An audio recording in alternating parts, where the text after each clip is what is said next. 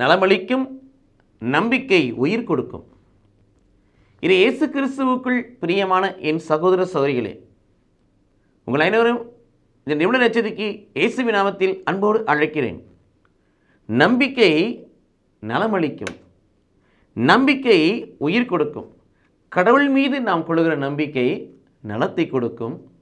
கடவுள் மீது நாம் கொள்கிற நம்பிக்கை உயிரை கொடுக்கும். அந்த பெரும் பாடு உள்ள பெண் பப்ளிக்கில் வர முடியாது, பெரும்பாடோடு இருக்கிறாள்.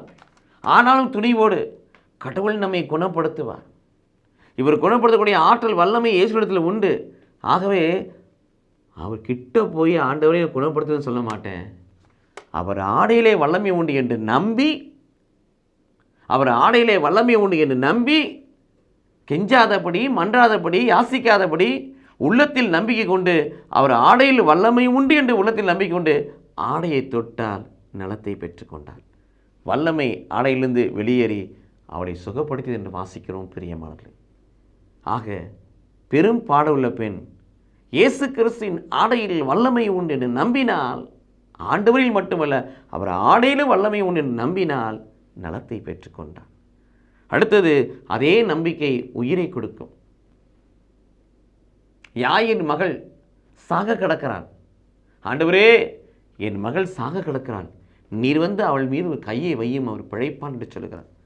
போயிட்டே இருக்கப்போ பல பிரச்சனைகள் வருகிறது. அப்புறம் ஒருத்தர் ஓடி வந்து சொல்கிறான், உன் மகள் இறந்து விட்டால் போதரை தொந்தரவு செய்யாத.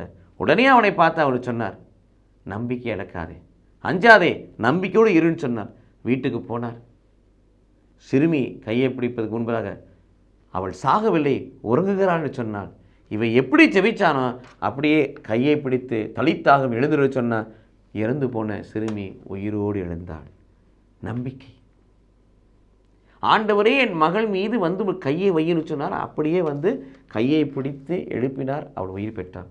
ஒரு நம்பிக்கை சுகத்தை கொடுத்தது, இன்னொரு நம்பிக்கை உயிரை கொடுத்தது. எதை கொடுக்க வேண்டுமானாலும் கடவுள் நமக்கு எதை கொடுக்க வேண்டுமானாலும், எதை கேட்டாலும் கடவுள் கொடுக்க வேண்டுமானாலும் கடவுள் மீது நம்பிக்கையோடு நாம் கேட்போம். கடவுள் நம்மை ஆசீர்வதிப்பாராக. ஆமென்.